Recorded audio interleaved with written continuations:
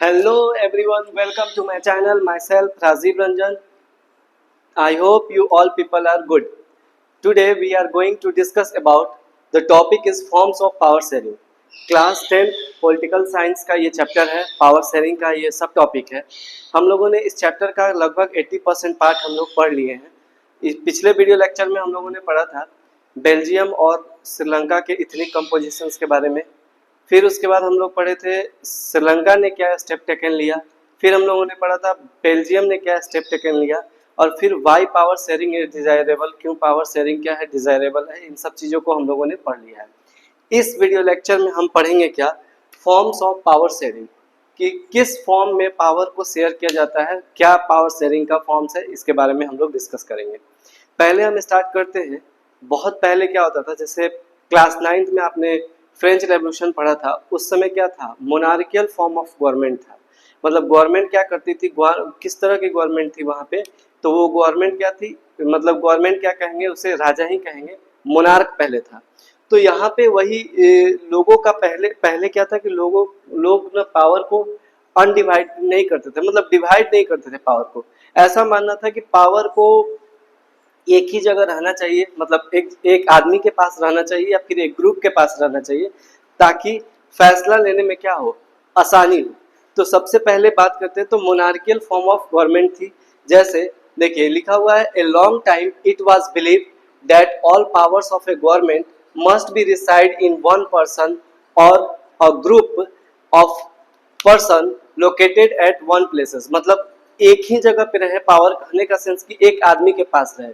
ऐसा क्यों लोगों का मानना था, why power is not sharing, क्यों पावर को शेयर नहीं करना चाहते थे।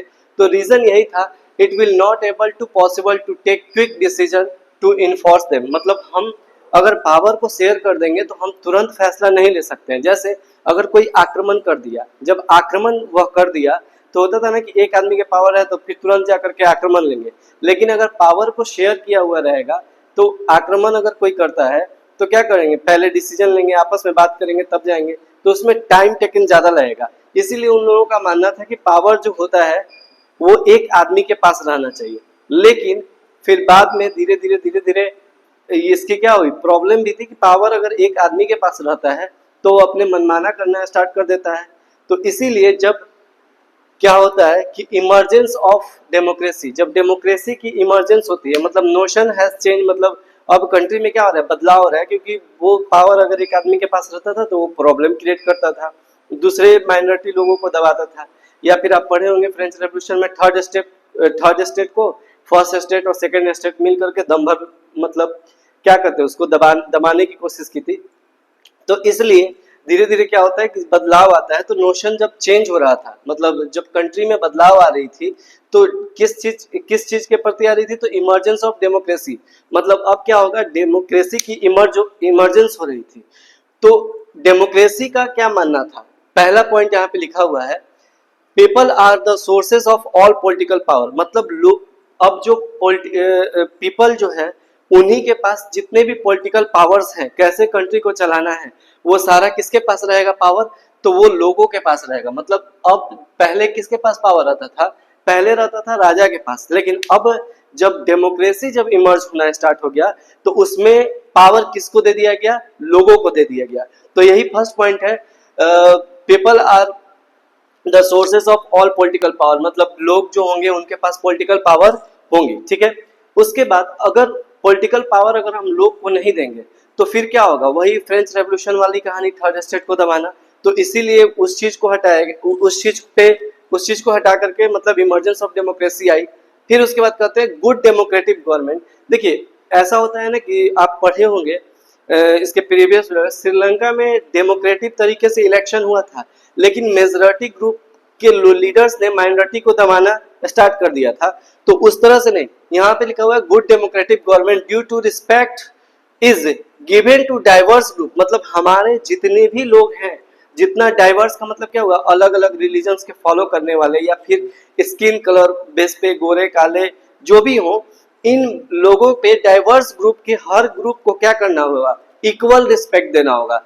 जैसे 9th क्लास में आप पढ़े होंगे सिविक्स में कि साउथ अफ्रीका में क्या होता था, गोरे लोगों को ज्यादा आजादी थी, काले लोगों की नहीं थी। तो यहाँ पे कह रहा है कि गुड डेमोक्रेटिक गवर्नमेंट वही अच्छा गवर्नमेंट होता है due to respect is given to diverse group, मतलब हर एक ग्रुप को क्या करें, डाइवर्स ग्रुप को सबको रिस्पेक्ट दे, and view to that exit in the society, मतलब उसे बाहर सोसाइटी की बाहर की तरह नहीं देखे, मतलब सबको क्या देखे, एक चश्मे से देखे, मतलब सबके लिए क्या होना चाहिए, बराबर होनी चाहिए। ठीक है, उसके बाद थर्ड पॉइंट है everyone has the voice in the shape of the public policies, अगर पब्लिक पॉलिसीज आती है तो वो सबके लिए आती है। तो यहाँ पे अगर क्वेश्चन आता है कि what was the emergence of democracy, क्या कारण है या फिर क्या रीजन है कि इमर्जेंस ऑफ डेमोक्रेसी के बारे में, तो आप ये तीनों पॉइंट लिख सकते हैं। फर्स्ट पॉइंट वही होगा, people are sources of all political power, people क्या है, सोर्सेस हैं जितने भी पॉलिटिकल पावर है। और एक अच्छी डेमोक्रेसी में क्या चाहिए, due to respect to given all diverse group, जितने भी डाइवर्स ग्रुप हैं उन सबको इक्वल रिस्पेक्ट होनी चाहिए। And view to that exit in a society, हम किसी को बाहर की नजर, सोसाइटी के बाहर की नजर से नहीं देखेंगे, सबको हम क्या देखेंगे, एक चश्मे, मतलब एक तरह से हम सबको देखेंगे। तीसरा पॉइंट है everyone has to voice in the shaping of the public policies, जो भी पब्लिक पॉलिसीज आती है तो वो सबके लिए आएगी। तो आई होप कि आप समझ में आया होगा कि अगर इमरजेंस ऑफ डेमोक्रेसी है तो ये तीनों पॉइंट्स क्या होंगी, फुलफिल होंगी। ठीक है, अब इसी टॉपिक में आगे बढ़ते हैं।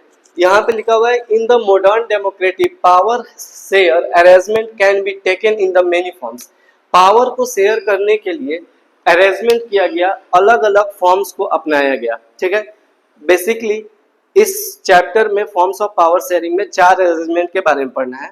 अभी हम 2 अरेंजमेंट के बारे में पढ़ेंगे और 2 अरेंजमेंट के बारे में अगले जो वीडियो लेक्चर आएगा उस वीडियो लेक्चर में पढ़ेंगे।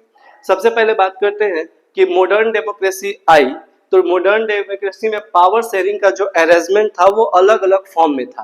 पहला जो फॉर्म था power sharing is amongst different organs of government, मतलब पावर को जब शेयर किया जाएगा तो अमॉन्ग मतलब different organs of government, organs मतलब सेंस ऑर्गन्स वाला नहीं, ऑर्गन्स मतलब यहाँ पे होता है कि मतलब 3 ऑर्गन्स के बीच में हम क्या करेंगे, पावर को शेयर करेंगे, लेजिस्लेटिव, एक्सिक्यूटिव और जुडिशियरी।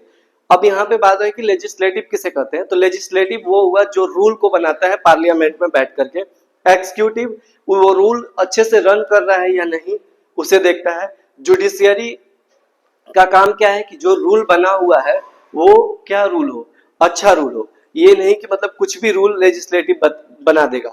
तो इसी चीज को मतलब कहते हैं क्या, ऑर्गन्स ऑफ डेमोक्रेसी।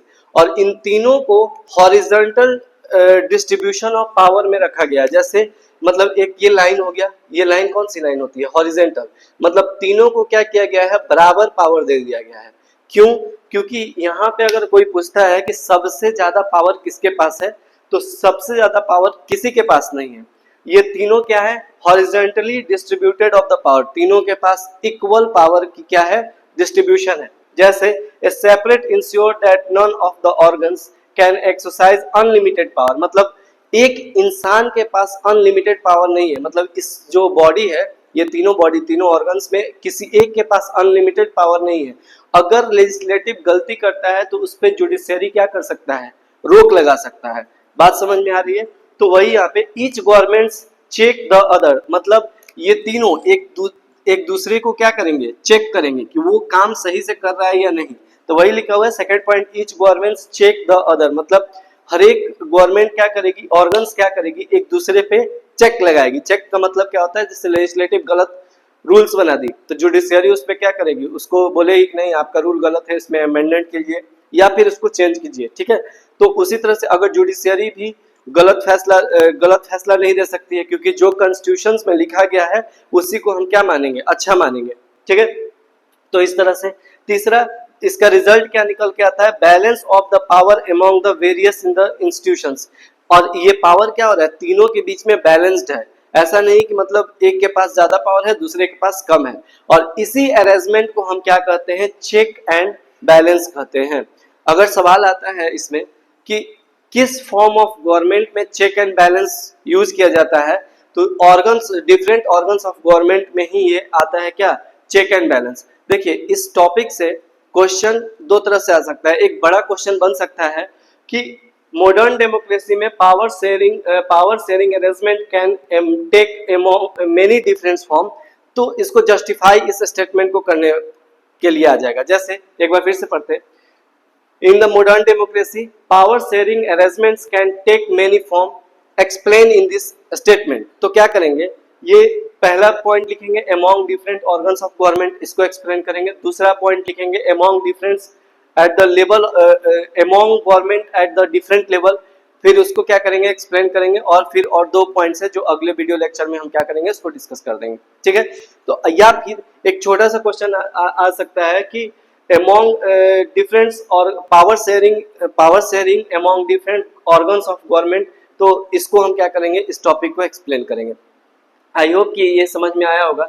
सेकंड क्या है, among different at the level, different level, जो गवर्नमेंट का जो पावर है उसे अलग अलग, जैसे power sharing is among different at the among government at the different level, अलग अलग लेवल में क्या करेंगे पावर शेयरिंग को शेयर करेंगे। जैसे सेंट्रल गवर्नमेंट, फिर है उसके बाद स्टेट गवर्नमेंट और लोकल गवर्नमेंट, मतलब तीन तरह से। जैसे देखिए अगर एक कंट्री है तो कंट्री पूरी होल कंट्री को कौन देखेगा, सेंट्रल गवर्नमेंट देखेगी। सेंट्रल गवर्नमेंट में बहुत सारे क्या होते हैं, स्टेट होते हैं, तो उस स्टेट को कौन देखेगा, तो स्टेट गवर्नमेंट देखेगी। थर्ड है लोकल गवर्नमेंट, भी एक बनाया गया है। जैसे बेल्जियम के केस में आपने क्या देखा था कि बेल्जियम ने पावर को शेयर किया था और सेंट्रल गवर्नमेंट ने स्टेट गवर्नमेंट को बहुत सारे पावर दिए थे। और स्टेट गवर्नमेंट क्या था, सबऑर्डिनेट की तरह सेंट्रल गवर्नमेंट में काम नहीं करेगी, सेंट्रल गवर्नमेंट की सबऑर्डिनेट की तरह काम नहीं करेगी। तो उसमें बेल्जियम ने ये रास्ता अपनाया था, लेकिन श्रीलंका ने इसे क्या कर दिया था, रिफ्यूज कर दिया था। मतलब वो पावर को शेयर नहीं किया था, सारा जगह मेजोरिटी का काम किया था, ठीक है। तो देखिए यहाँ पे पावर को शेयर किया गया तीन government at the different level में। तो सेंट्रल गवर्नमेंट, स्टेट गवर्नमेंट और लोकल गवर्नमेंट, इन जगह पे पावर को शेयर किया गया। और इसी पावर को यहाँ पे क्या कहते हैं, vertically form of power sharing. ये पावर शेयरिंग कैसा है, वर्टिकली है, मतलब इस तरह से पावर को शेयर किया गया ऊपर से लेकर के नीचे तक। मतलब सबसे ज्यादा पावर किसके पास है, सेंट्रल गवर्नमेंट के पास है। लेकिन स्टेट गवर्नमेंट सबऑर्डिनेट की तरह काम नहीं करेगी, लेकिन अगर स्टेट गवर्नमेंट गलत काम करेगी तो उस पर सेंट्रल गवर्नमेंट क्या कर सकती है, रोक लगा सकती है। अगर लोकल गवर्नमेंट गलत काम करती है तो उस पर स्टेट गवर्नमेंट उस पर रोक लगा सकती है। बात समझ में आ रही है।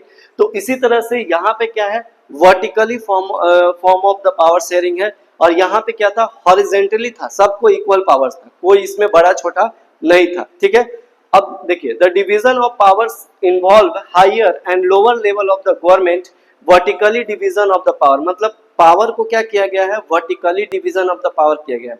अब जब vertically form of power sharing जब होता है ना, तो इसी को हम लोग कहते हैं फेडरल गवर्नमेंट, मतलब फेडरल सिस्टम ऑफ गवर्नमेंट इसे ही कहा जाता है, जहां पे पावर को शेयर किया जाता है। अब श्रीलंका ने पावर को शेयर नहीं किया था, तो उसने फेडरल सिस्टम ऑफ गवर्नमेंट को नहीं अडॉप्ट किया था। बेल्जियम ने क्या अडॉप्ट किया, फेडरल सिस्टम ऑफ गवर्नमेंट को अडॉप्ट किया। आई होप कि ये पूरी आपको समझ में आ चुकी होगी।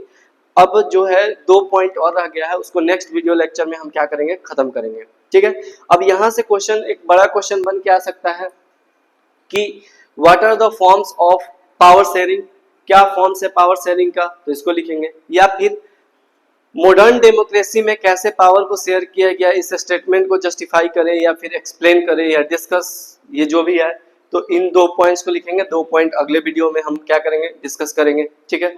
छोटा छोटा भी क्वेश्चन आ सकता है, describe the among different organs of government, different organs of government को क्या करें, डिस्क्राइब करें। तो हम लेजिस्लेटिव, एक्जीक्यूटिव, जुडिशियरी के बारे में क्या करेंगे, डिस्क्राइब करेंगे। ये सारे पॉइंट लिखेंगे। ये बताएंगे क्या कि चेक और बैलेंस जो होता है, किस जो अरेंजमेंट किया गया है ऑर्गन्स ऑफ गवर्नमेंट में, तो वो क्या होता है, चेक एंड बैलेंस का। फिर उसके बाद डिफरेंट लेवल जो है वो, उसके बारे में अगर क्वेश्चन आता है, describe among government at the different level, तो सेंट्रल गवर्नमेंट, स्टेट गवर्नमेंट, इनके बारे में क्या करेंगे, डिस्क्राइब करेंगे। आई होप कि ये टॉपिक आपको समझ में आ चुका होगा। Thank you so much.